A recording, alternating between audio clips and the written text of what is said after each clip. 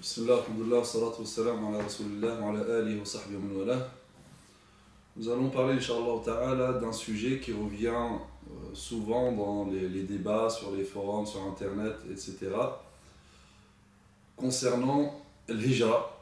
Donc faire l'hijra, est-ce que le musulman vivant dans un pays non musulman doit-il faire l'hijra? Est-ce que c'est une obligation de quitter donc la terre non musulmane pour aller donc habiter dans un pays musulman? Donc étant donné que nous sommes dans un pays non musulman, donc beaucoup de musulmans se posent cette question-là, et on entend de plus en plus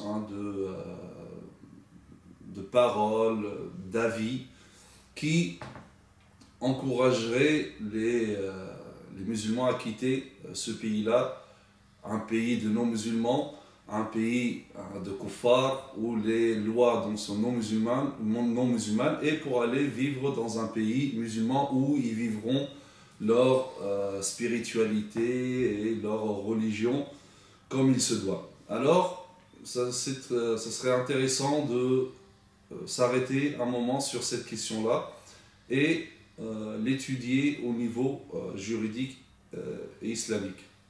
Alors, pour ceux qui disent que c'est une obligation de quitter la terre non musulmane pour s'établir dans un pays musulman, ils se réfèrent notamment à un hadith qui dit Ana bari'un min kulli muslimin yuqimu bayna adhhuri al-mushrikin. Je ne suis pas responsable de tout musulman qui vit parmi les idolâtres.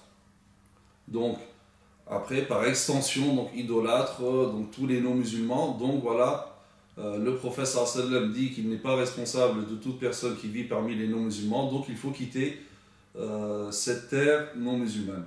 Mais en réalité, ce hadith-là, c'est un hadith qui n'est pas authentique. Le Bukhari, rahimahullah, et d'autres, comme Tirmidhi et d'autres, on dit que c'était un hadith mursal, hadith détaché.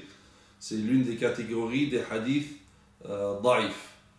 Et c'est pour cela que finalement ce hadith-là ne peut pas servir d'argument. Donc on ne peut pas l'utiliser comme argumentation.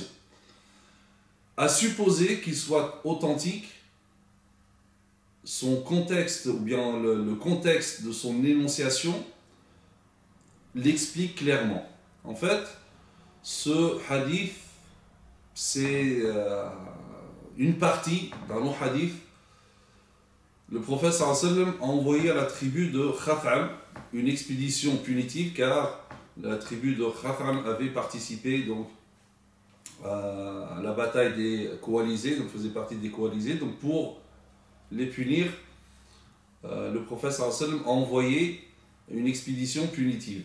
Donc il y a eu une bataille avec cette tribu, et parmi les membres de cette tribu, il y avait des musulmans qui sont restés au sein de leur tribu pendant la bataille. Donc par erreur, ils ont été tués dans la bataille par les musulmans. Et donc les familles des victimes sont venues voir le prophète sallallahu alayhi wa sallam. Ils sont venus voir le prophète sallallahu alayhi wa sallam pour réclamer donc le prix du sang, diya, étant donné qu'ils ont été tués par erreur. Et donc, tout musulman qui tue un musulman involontairement, donc un homicide involontaire, on doit normalement payer donc diya à sa famille.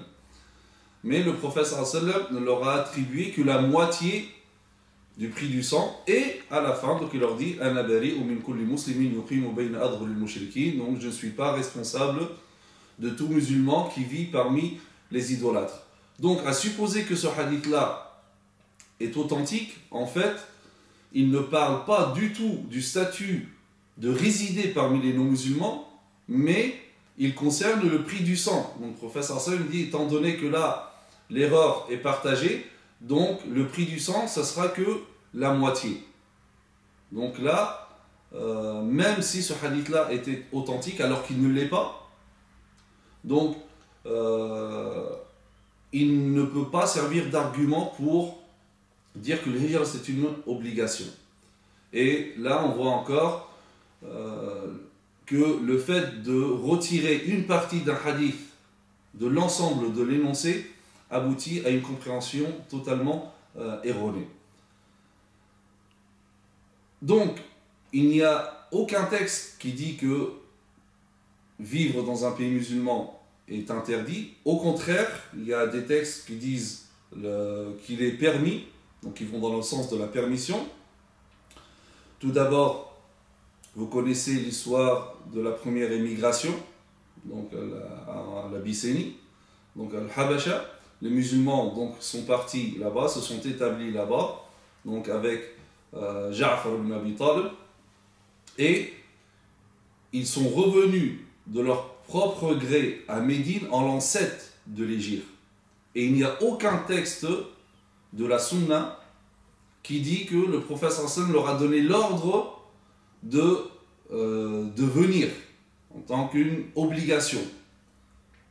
Car sinon, il serait parti dès le départ. Certains pourraient dire oui, mais peut-être qu'il ne pouvait pas partir donc, au début de l'établissement du prophète sallam à Médine, mais là encore il s'agit que d'une simple hypothèse, mais rien ne peut prouver cela. Au contraire, donc, ce qui est établi que c'est eux-mêmes qui sont revenus de plein gré, et il y a même d'autres compagnons qui sont arrivés en l'an 10 de l'Hégire, comme Yahya ibn Ma'mar ou d'autres, et d'autres sont même restés à Al-Habasha, en Abyssinie. Donc cela prouve que tant qu'il y a une liberté religieuse, et d'ailleurs c'est pour cela que le prophète sallam leur a demandé d'aller à Al-Habasha, parce qu'ils pouvaient jouir de leur liberté religieuse. Donc c'est-à-dire le seul critère de la permission de résider parmi les non-musulmans, c'est d'avoir cette liberté ou cette liberté religieuse. Et ce qui va aussi dans ce sens-là, c'est le hadith de Fudayk, le compagnon Fudayk vient voir le prophète sallallahu alayhi wa sallam. En fait, Fudayk, c'est quelqu'un qui s'était converti à l'islam, et sa tribu tenait tellement à lui qu'ils lui ont donné leur engagement de le laisser pratiquer sa religion s'il restait parmi eux. Or, Fudayk avait déjà l'information que tout le monde tous les musulmans devaient donc rejoindre le prophète sallallahu alayhi wa sallam à Médine et donc faire l'hijra pour Médine. Et là, donc, Fudayk est venu voir le prophète sallallahu alayhi wa sallam, lui dit: ô messager de Dieu sallallahu alayhi wa sallam, j'ai entendu que man lam yuhajir halak, celui qui n'immigre pas, il est perdu.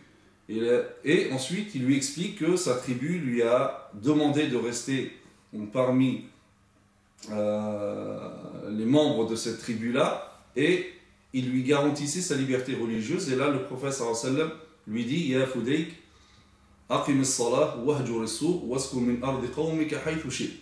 Ô Fudayk, accomplis ta salat, écarte-toi des mauvaises choses, c'est tout ce qu'ils font comme shirk, etc.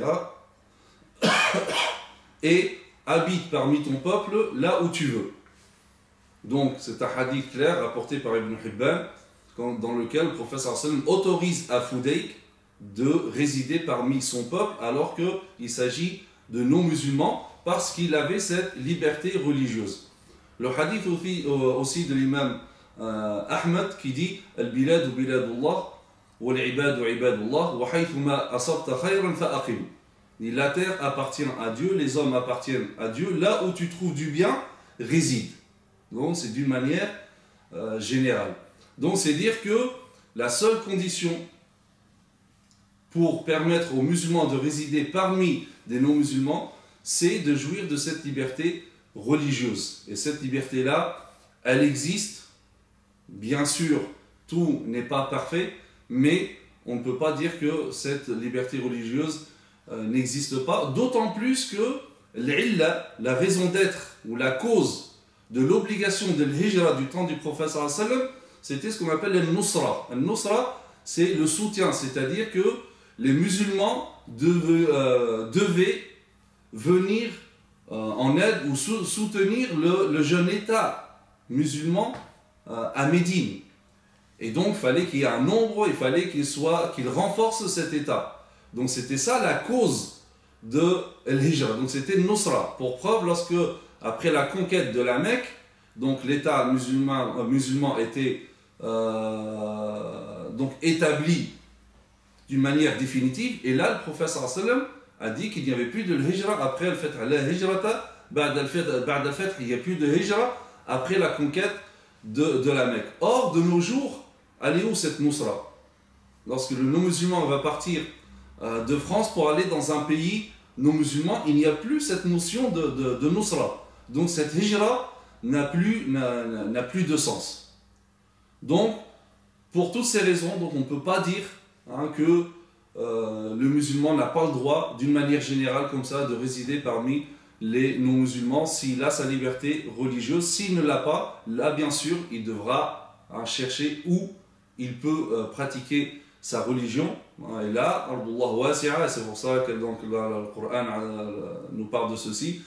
Pour ceux qui ne pouvaient pas pratiquer, etc., et ensuite qui s'écartent de leur religion. Donc là, Allah Azza wa Jalla leur dit, donc, la